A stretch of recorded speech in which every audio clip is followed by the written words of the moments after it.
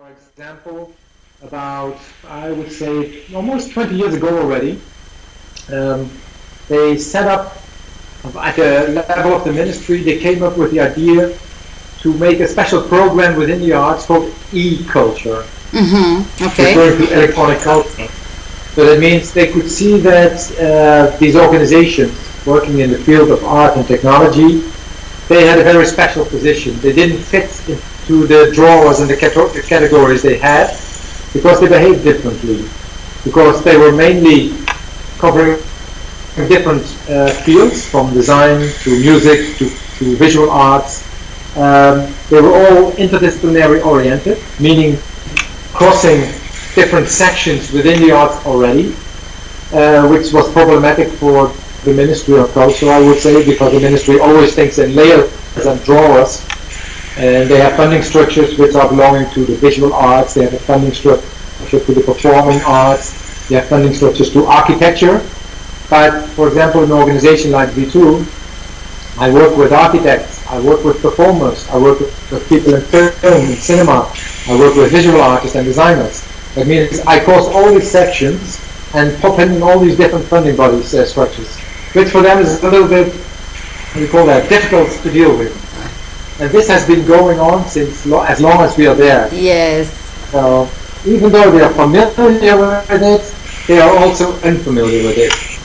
So, and what happened more or less is that over time they looked for different structures in which these organizations could fit, in which they could put some specific money in it, dedicated to developments that these organizations were dealing with or focused on, to see if that could work. At the end, they came up with this horrible thing called creative industry, which is, how to call it, a very international definition, of course. But normally, creative industry is an economic program, and not so much, I would say, an arts program. Even though art and culture relate very strong to creative industry, that's no problem. You can see that in Holland, the agenda is very much economically driven. That means that all the organizations from the past who were participating in the in different art programs were all shifted into creative industry. And me personally, I always said to the ministry, I don't belong to creative industry. I work in creative industry, but I don't belong in your definition of creative industry, because we are an arts organization, and I want to get back and have my position within the field of the arts and your finances there. Yeah. So this is an ongoing debate. I I see. think Holland is the only country in Europe that made this distinction, or made a split between art and creative industry. In most countries they can live together, but in Holland they made two sections out of that, with two programs. And it's good that there's a distinction for me, because I don't feel the necessity to fit in any economic program. That's not my goal.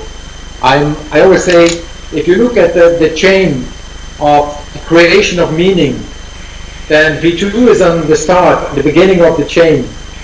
And what the ministry wants with creative industry is the spin-off, economic spin-off, the social spin-off of what happens at the beginning of the chain. So they cannot see that the different players in the field are different chains in the chain. There are different players in the chain.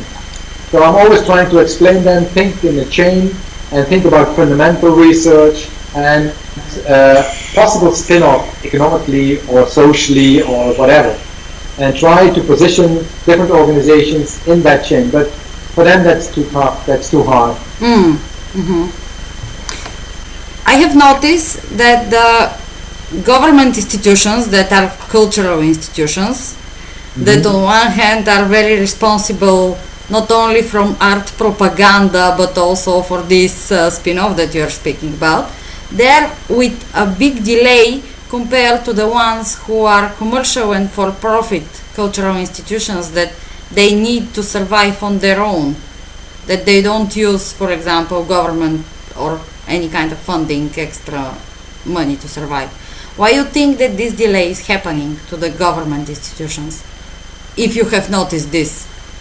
Of course, you have the formal institutions, like the big museum, for example, which are often depending a lot on funding structures of the ministry.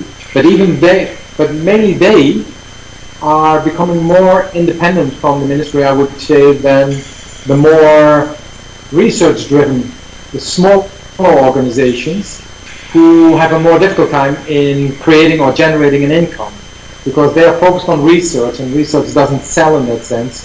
So I think that's the basics of funding structures, is to support those aspects that can't get any other income through, I would say, economy-driven activities. So for them, this funding structure is more important. So in Holland, I would say that even though both are in it, the smaller ones like Worm or V2 or Mediamatic or Waag Society or Stein or many others in Holland, they all very much depend more or less on funding that they get from the city or the government or the national funding bodies. For them, this is a way to survive. On the other hand, they also generate a lot of surplus extra for the larger institutions.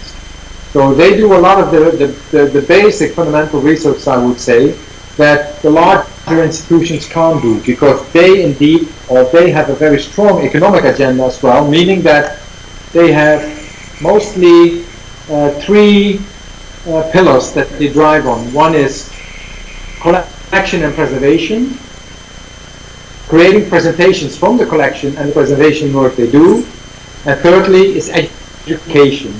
So those are the three main pillars for the larger institutions. That means that they don't have a laboratory function anymore. And the laboratory function, since the 70s I think, have been taken over by artists groups, artist initiatives as we call it in Holland or Europe. That means that these smaller groups, they are the laboratory of society. They are the laboratory that direct to what's happening in society as well. So that's why they need more support, or that's why support for them is so important to survive more or less and to do that research. So they are practically, absolutely, they are practically well recognized as a link. So you actually, exactly, these institutions can prevent the big delay in between the other players. Is it close? You mean what kind of delay are you? What delay are you exactly meaning? Because the word delay means that you think that they come a little bit later than the others. But I don't think that museums in general don't have any laboratory function in that sense, like the smaller art groups have of nowadays. Well, my impression, correct me if it is not right, is that actually V2 is more like avant-garde to back then in the time, to new media art. It was settled by the need of the artists to present in front of the public, not waiting to other cultural institutions that are on a higher level to develop this artistic field for the public. That is what you meant. Okay, Yes. now I understand better what you mean. Yes. Oh, that's an interesting question, because the question that you more or less ask is, will this whole development of art, technology and society be represented at all in the main institutions in the future? And this is a big question. Of course, you can see that nowadays, of course, you can say any artist is working with technology. There's no artist anymore, unless you are solely a painter, that doesn't work with technology. Even the museums work with it. That means that some of the questions of this distinction between art and technology as being two separate fields, it's gone more or less. So if you go to museums nowadays, they use a lot of technology for educational purposes, for information purposes into the exhibitions. they are less interested, I think, in the whole question about our technological culture and how art and design is responding or reflecting this very fast development of a society that's getting more and more technological.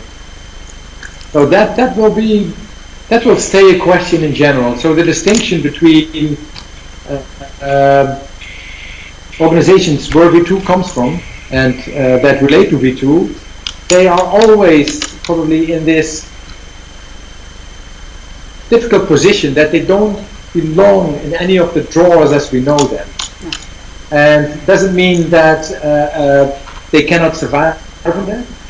I think they can survive pretty well in that, as long as they are able to convince policymakers, the audience, of the importance of the deliveries they do in reflecting our technological culture.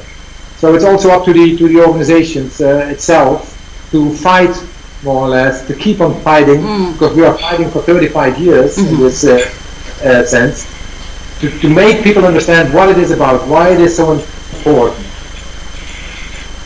Yes, exactly. So, to come to my question from the email, to reach this goal that you just mentioned, how many times you need to change V2 strategy and how it affected the actions that V2 is taking? Well, that's a question that takes a lot of words, I could tell you, because first of all, the transformations we go through depend first of all on the transformations that we can see happening in technology, the transformations we can see happening in society, and thirdly, the transformations we can see happening within the field of the arts. And of course, we reflect all of them more or less. So that means that the transformations we are going through are not free choices that we make.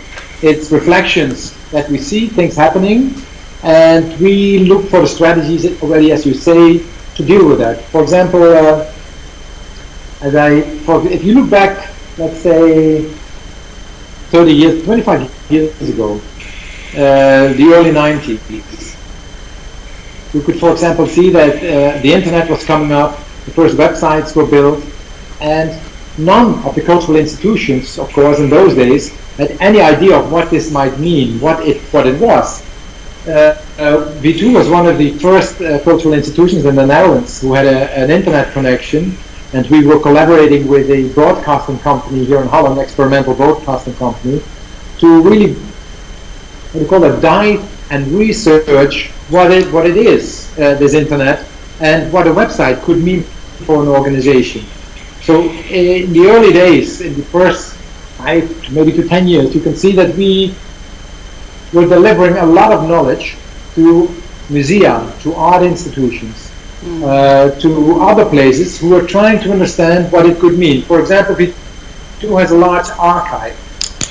So we spent a lot of time and money in making people clear what it could mean if you would digitize an archive, if you would be able to open it up for an audience, so make the archive social and productive, and what it would mean if you look at the very hierarchical, strict structures of the archives that most musea built, let's say in the 70s and 80s. So the musea knew that somehow they were getting into this phase where everything would be exchangeable with each other. So museums could, for example, compare their archives or could combine their archives in a digital sense. They could make educational programs out of that much easier. They could use their archive in very different ways as they did before, and create completely different knowledge, new knowledge out of all of this. And that took about 5 to 10 years. So we do invested a lot of time and money in the early days in thinking about preservation and building up collections and doing research there. So we invented the first thesauruses that were used later by Ars Electronica, but also by museas, trying to test what kind of thesaurus you would need to cross this whole field of these new qualities that were coming into the arts, like, for example, interactivity. So how could you, first of all, understand interactivity and bring it into the archive? So how would you describe it? How would you document it? Because the artwork was not a photograph anymore, it was not an object anymore, it was something socially, it was something happening in time and developed through its interactions with the users. So what would that mean for an archive? And secondly, you have to think about how can you preserve these works with a fast changing technology. So how do you deal with that? The hardware, the software, the upgrading, especially if you follow the very classical points of view from the archive, from the archivist. That means anything has to be authentical. You cannot change anything. So anyway, those things we have invested a lot of time in. Over time, the museums found their way more or less. They invested in that. They started to work on that. They opened up their programs. That means that we could more or less push that away from ourselves. So for us it became less important to put too much energy in it. And we looked for different directions again. That means we, over time, we redirected where we were going to, what our interest was, and what the pushing questions were being an artist in dealing with technological culture. And this could be from bioart to rethinking the organization in general. So what kind of organization would you need if you work in a network? It's a completely different kind of organization than an organization that works very locally and with a local archive, for example. So we invested a lot of time in that as well. And then, of course, then you have the policy changes you have to go through. Yes. Because we are a funded organization. So if policy changes, they force us, more or less, to deal with that policy. And of course, we can fight as tough as we want, and we do that, of course, because we don't follow anything and nobody. We follow the routes that we think are important to follow, and do our own research on that. But still, you have to deal with the world outside. So we have a lot of, how do you call that, conferences, debates, meetings with policymakers to also explain them what it is all about. Because policymakers, they come and go. They stay for 4 years, and then there's a new group of policymakers coming in. Yeah. And they only think in 4 years. They can't think in big time spans and really think with a view or a vision of where things might move to, what kind of steps they would have to take. No, they move something and they want to see results within 4 years because the results makes them electable again or not.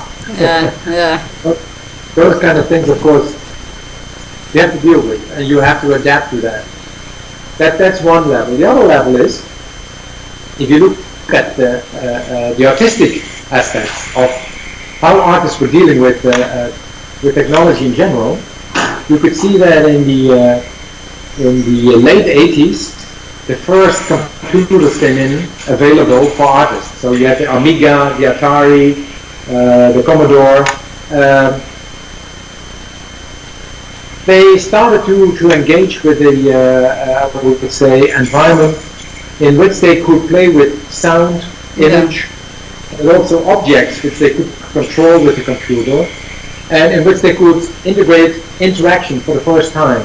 Not for the first time, but in a different way than in the past.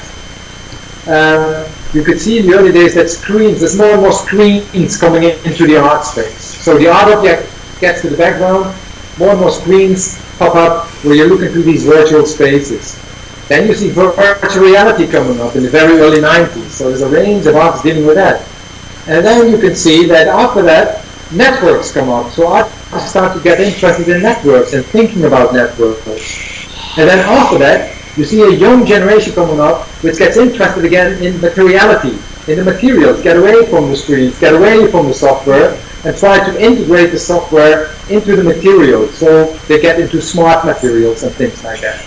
And it's very funny to see indeed how from getting away from materiality into screens, virtual worlds, back into materiality, how these waves are going. And of course, as an art institution, where artists are doing research, developing works, and presenting their works, this is also reflected within the organization itself and the way we organize things. even in modern sociology, it's pretty much yes, okay, we are broken society, but more or less we are trying to build this identity. But in the digital art, this identity of the item, of the piece, is completely broken, and for me it's astonishing how archive can deal with this actually. Yeah, no, I can understand. And this of course was, I remember the early days when we started in the early 80s, mid 80s. I think that the arts were thinking, okay, this is something which will pass by. This is not serious. We confronted them with all the aspects which they knew already, actually from cinema, or Walter Benjamin, thinking about the artwork in its time of its technical reproduction period. They knew some of these aspects, and they knew they had to 500 years to get photography and cinema already in their museums. And now there's a whole new generation coming in, dealing with all these different technologies, mingle them all, and they call it art. They want to get into the musea. So these musea were, I think, very frightened and very scared of what was happening in these days. Nowadays, I think they can deal with that more easily, because what you can see also is that artists are very cleverly somehow in how to produce the works in a sense that the museum can deal with it. Mm-hmm. So in the early days, I remember that the artist more or less had to stay day and night at the place to keep the works running, because they stopped working, software failures or whatever, hardware failures. Nowadays, this doesn't happen so much anymore. So all the works, they work fine, they do their work. It's quite a different thing for a museum to deal with that. So they have the continuity in presenting the works, which for them is important, of course. And they don't need a whole technical staff to keep these works running. I think maybe it works unconsciously also for artists. Artists knew that it was difficult for them to present their works and sell their works if they would not really work in a normal sense. If they had if you need a whole team of people to keep the work running, it's too expensive. They know this. For a one-time performance, it's fine. They knew, artists are very clever. They know, okay, we can deal with that in certain conditions.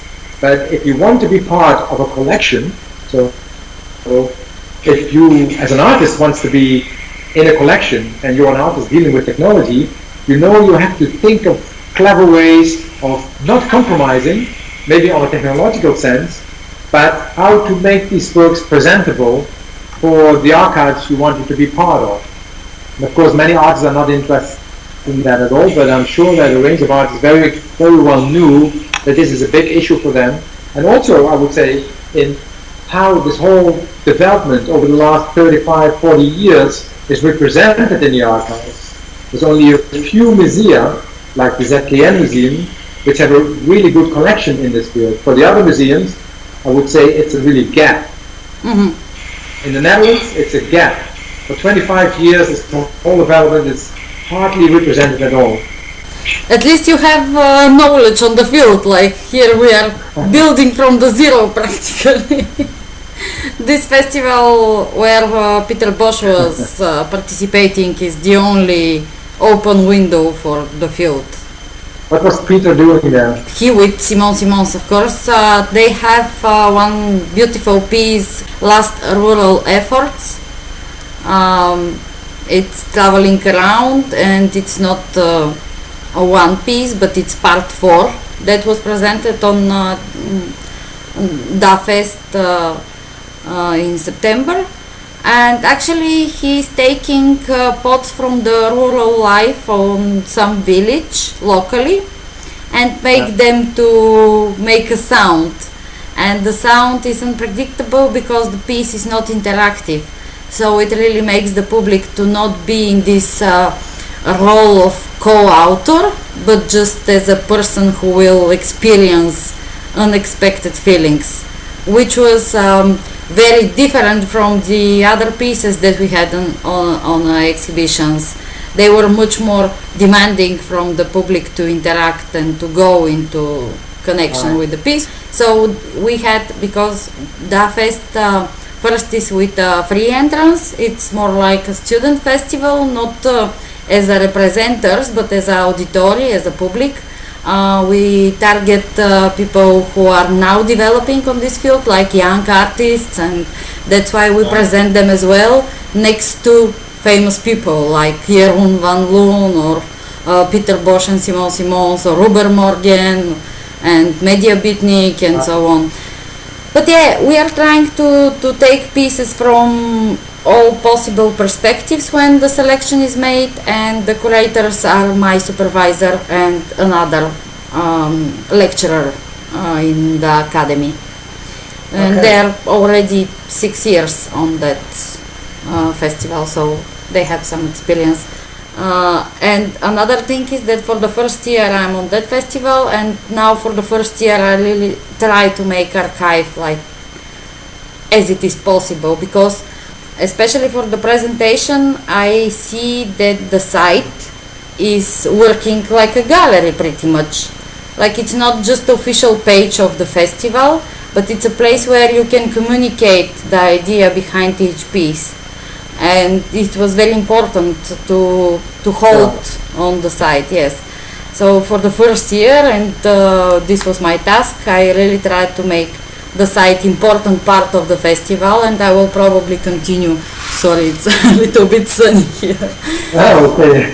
Yeah, and yeah, I downloaded all the videos. We had streaming and so on. Of course, it's not the same. I will put 1-2 articles on the topic, so it will be another type of archiving the history of this year, but it's not enough for me. We don't buy the pieces. And also for Peter especially, it was very funny because he took the pots from my supervisor father's village, so he actually didn't take them back, but they stayed in Bulgaria, but they are not anymore the piece, because they are not in the gallery and they are not in the way how they were. They are just now as they were before. So where is the piece now is my question. Is it on my video with the interview, or how to preserve it?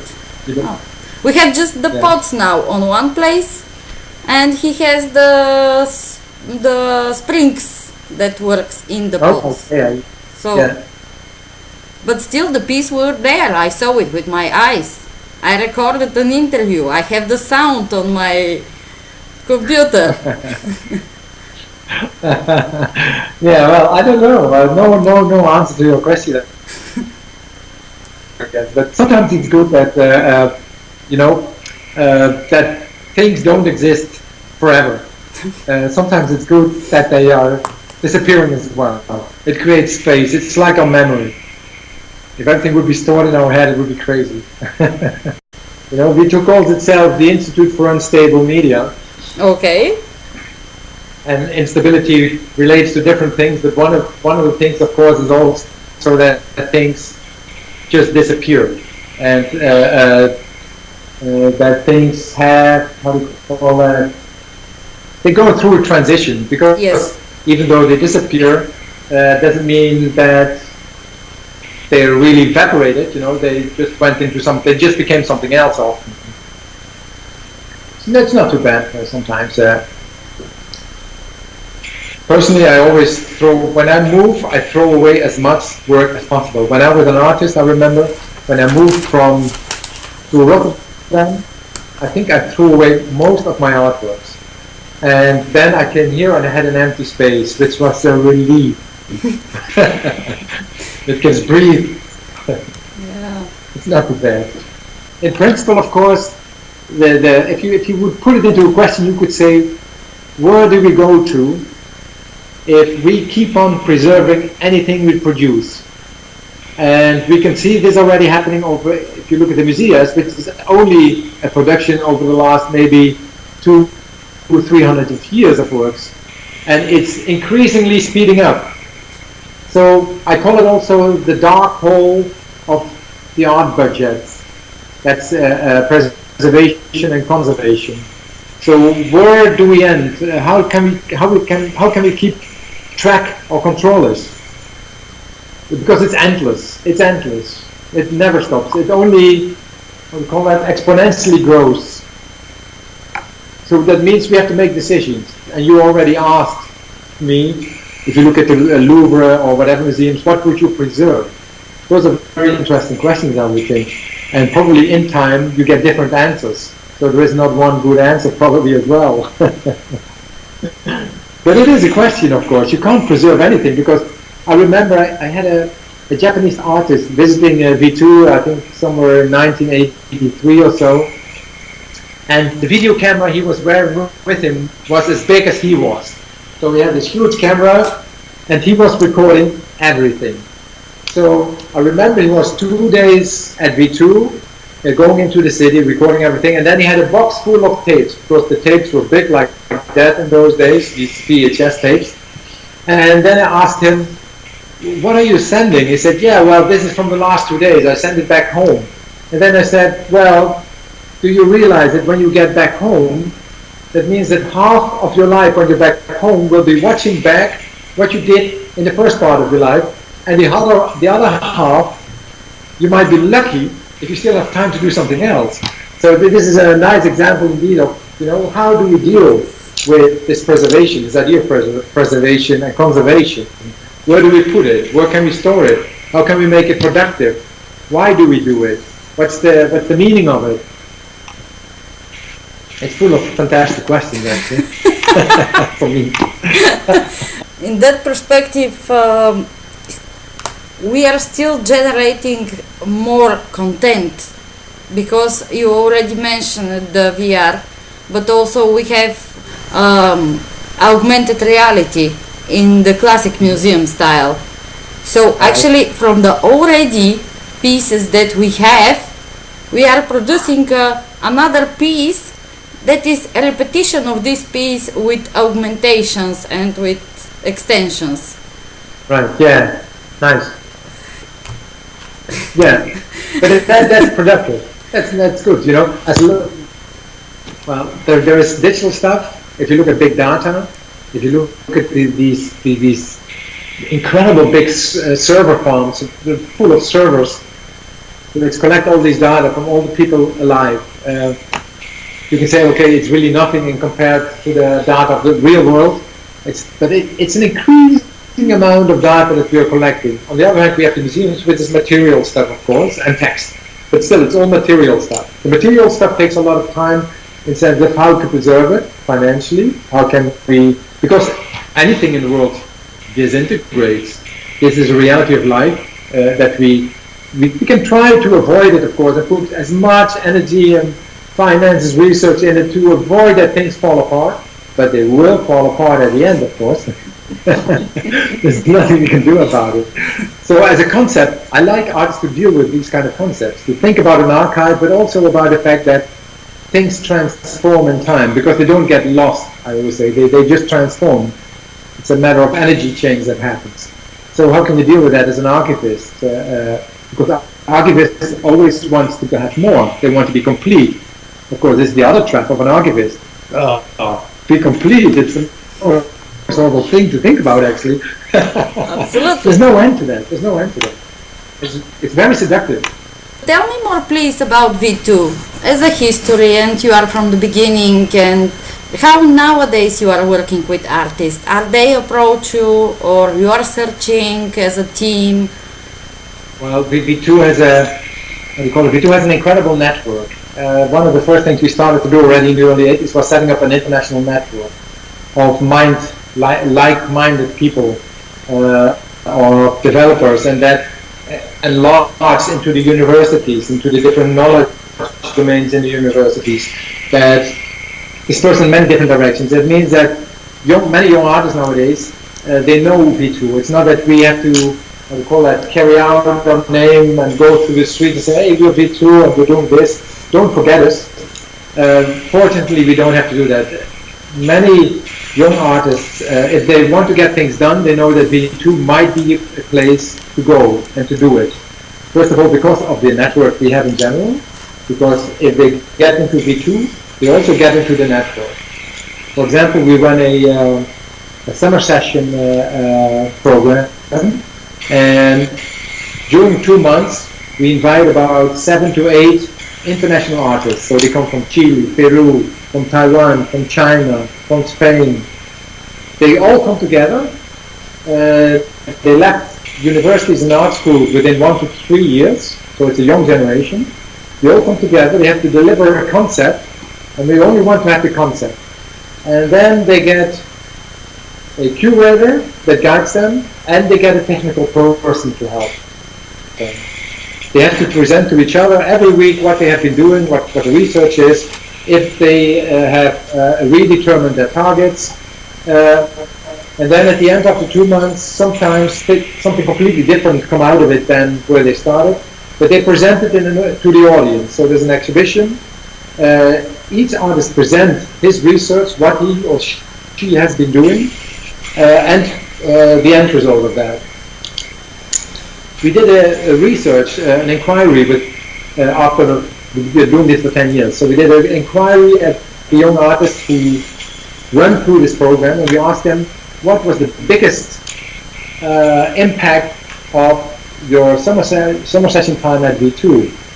And one, besides the fact that they learn to manage complex projects where different knowledge domains come together, and how to content-wise manage them and financially and production-wise manage them, is that one of the important things is that they got into the international network. Yes. So they became visible, they got invitations, and they could do things they could not do before. So I think young artists know these kind of things because young artists nowadays, we all call them hubbers. So they go from one hub to another. They travel around the world nowadays. They stay there for 3 months here, half a year there, 4 months here, 3 months there. So they know a little bit how they organize the first part of their professional life, more or less. So I think that's an important aspect. So they know how to find it. So they do proposals to V2. We do calls on our website. So we have a website where people can look at calls for different things, and they can then, apply for the calls that we do. That's another thing. Mm-hmm. That's more or less, I think, how things go. And of course, there's always surprises. There's always people that we discover that we think this is somebody we have to deal with, we want to do something with. And then we invite them. So it's going back and forth. Sometimes they come to us, sometimes we invite them. Okay. And what is coming up now? We have 3 fellowships, and those are professional artists. They don't need to be at V2, so they come in and out. They meet with each other, and they're all focused more or less on what they call the Black Box Society. The Black Box Society is more or less the society in which everybody knows everything about you, but you don't know anything about the others. So it's a lot about information streams, big data, artificial intelligence systems, algorithms, those kind of things. And these 3 fellows, they built a public program next to the more, theory stuff that they do as well. So we make an exchange with audiences, they invite speakers, we invite people, and we present it to an audience, because exchange of knowledge is one of the important things, of course, that we do. And these fellows, I think they'll come, in the 1.5 months, I think the fellows come together, and there's a big public event happening where all the fellows more or less have special guests bringing along to V2, and they make an event happening. Mm-hmm. That's an important thing. We're going to do an exhibition next year, so we don't do every year a large exhibition, but every 2 years more or less, because we're also running a big festival in principle.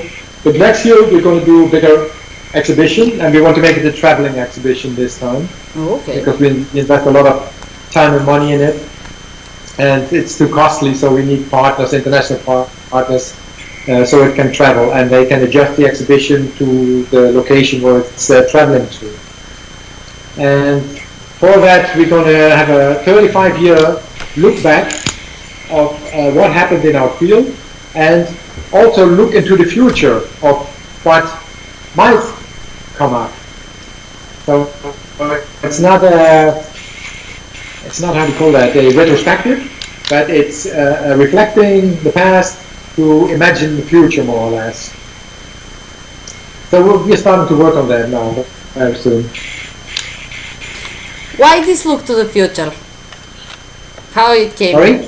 Why this look to the future? How it came as a topic? Probably because we're humans. I don't know how you work, how you function, but I always tend to look a little bit into the future. And as an organization, it's always important to look at the future because you have to have a strategy in dealing what you think is coming ahead of us and how we want to confront with that. So what are the questions that we see popping up? If we look, for example, at artificial intelligence and big data, I think that many people nowadays have this big question: might there be something possible like intelligent machines? And if that might be possible, what do we then think about consciousness? And can this machine have a consciousness? And if it can have it, that would mean that we would be able to say what consciousness is, which is something we can hardly do because nobody really knows what it is. So, and then you get back to the real basic interesting questions that keep on going if you're in this field for art and technology. It is, who are we, where are we, how do we develop? So it's about past and future all the time. Hard questions for the field of art. I don't know. Is it going to be possible? We're an interdisciplinary space. So we have philosophers here, we have people in the arts, we have dancers, anybody can participate, of course. Of course. But digital art is, from my perspective, interdisciplinary. It's very nomadic thing, and it's very social thing. So probably this will give some answers. Yes, this is those things are the continuous line that's going through everything. Absolutely. Yeah. It's social. Absolutely. It's a. But here comes the other question, because a lot of digital artists are dealing with the meta existence. For me, it's interesting how the artists actually make this jump to the meta level, because from one perspective you mentioned already the material, and this going back and forward to the material, because we need to stand for something. We can't be floating in the virtual world because we are human beings. So this past and future connection is doing this, holding us where is our place. But more and more the world is running through phones. We communicate through virtual communication. We too as well communicate like that. Yeah. Do you think, from your perspective, from the perspective of making these future questions and from the experience of V2, that artists that are on this transition art field can really transit from the material to completely meta world and to put art on another level that is out of material? What do you mean with the meta world? How would you describe the meta world? The Morgan had this art piece Killiste, which is a list for killing people. They presented it on our festival, and the idea is that there is just this beautiful machine, and you know that behind, not visibly, but somewhere there in the space of networks and wires, there are 300 names for people that might be killed. They might not be, but they might also be. But it's already a meta. So this is my question. How long you think that artists will stand for the material? I don't know if I have, if I reflect on it, this meta world that you're describing, it's a simulated world, you mean? Yes. So it's like Plato cave. This is what I mean. Yeah. But the simulation, you could say, is a reflection of our own world. And of course it can have its own intelligence. That means it can take its own directions at the end. But in principle it's a kind of reflection of ourselves. And the first question then would be, why do you think that you yourself are not a simulation? So where's this distinction that you try to make between your real life and the simulated life, is there a real distinction? So does it really drive us apart? If that's the underlying question that you're asking. So I can understand that simulating, building simulated environments where things have a certain intelligence and can get out of control, because that's also an interesting aspect, I would say, to build a simulated environment, that things can go differently than what you think of. That makes it more interesting for you, at least. So,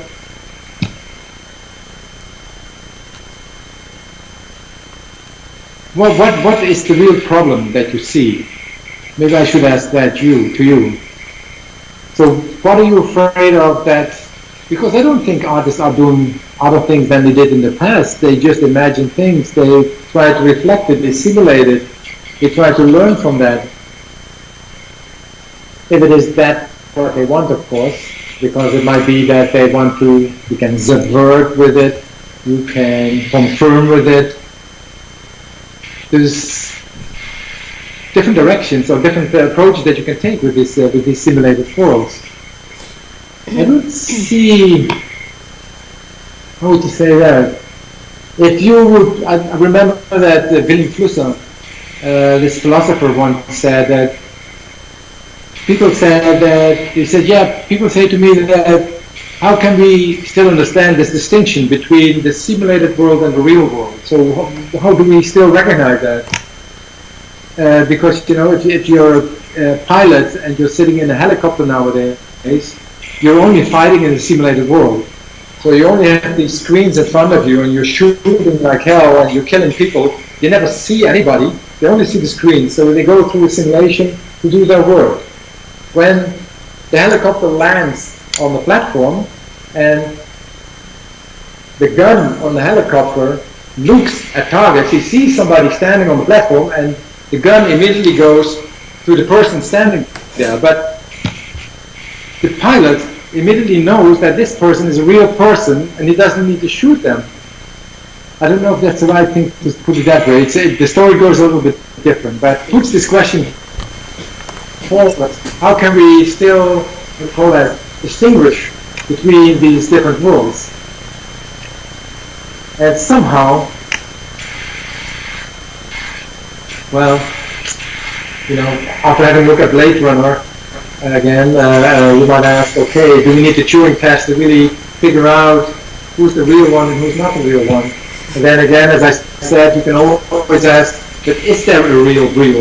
Who invented the real? Is there a real? Maybe there is no real. Maybe everything is a simulation. Maybe the whole world is one big matrix. Well, and there's a few documentaries on that. There are now documentaries, indeed, where they say we would understand things better if we would agree that the whole world is a simulation. I don't know, but I like the questions. I have a perspective for that question, not only from Plato's ideas, but also from the contemporary sociology ideas, where the ultimate reality or the everyday life, it's the timeline that never stops. It can be many timelines, okay, yes. You can be a simulation of multiple universes as well, but in each one of them there is the everyday life. And the artists are making jump out of this everyday life to show, this is my theory, this is my hypothesis, to show their imagination for the way how the things might look like in another perspective, which is the artistic work. But my, not confusion, but my fears with the digital art are coming exactly because it's very empowered art. Because it's not just from one field, it's from many. The digital artists, the transition artist, he knows too much. And sometimes he forgets to cut the ego. And sometimes I believe, of what I have seen, they trust too much their understanding of the future. That's why I make you this question, why you will ask for the future, because practically from the perspective of everyday life, you can't ever know what the future will be. But that's not the meaning of the question. Okay. No future. Okay. So, what is? It's reflected. No, but reality will be in 25 years. It's not interesting to know at this time, I would say, or at least it's not a goal in itself of such question. The question is more or less, if we look at the future, that means that we put our imagination, our expectations, the things that we are afraid of, or the things that we love, we put them all in it, more or less, to make a definition of what we are, the state we're in. So it's more reflecting the now by looking at the past and thinking about the future. It's dealing with your fears, your dreams, more or less, in shaping this reality on an everyday basis. For me, V2 is not exactly a gallery. It's not a museum or something, but it's really a center that builds meanings. Exactly.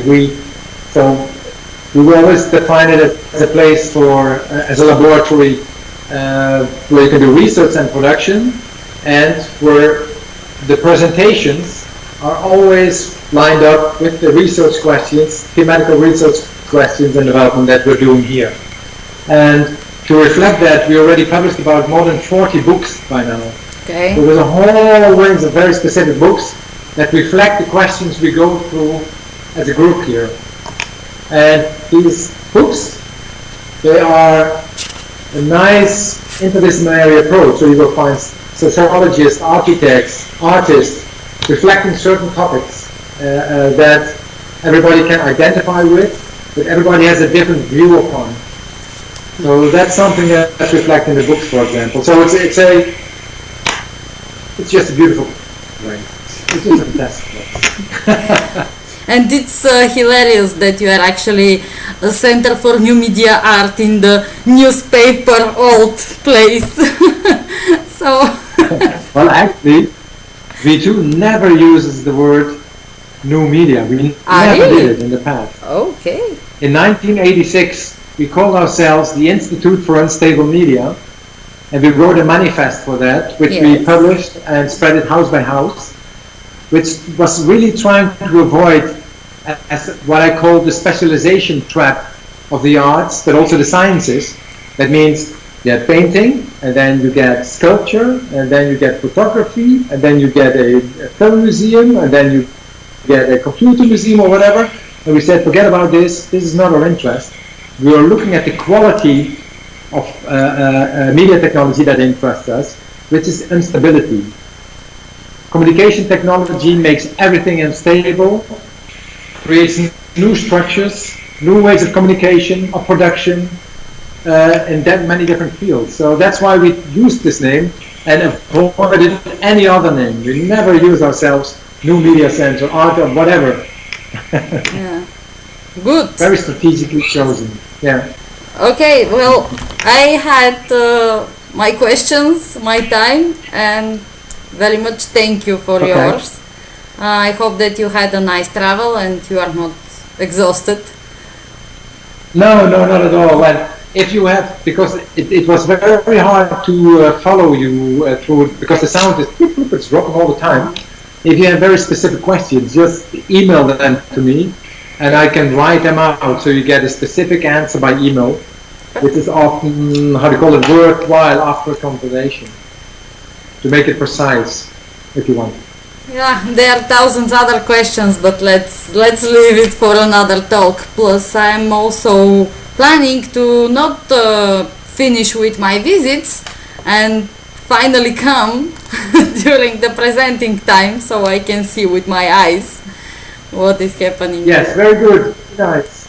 Let me get a cup of coffee somewhere and talk further. This will be great. Okay. Thank you very much. Okay. Ciao. Ciao.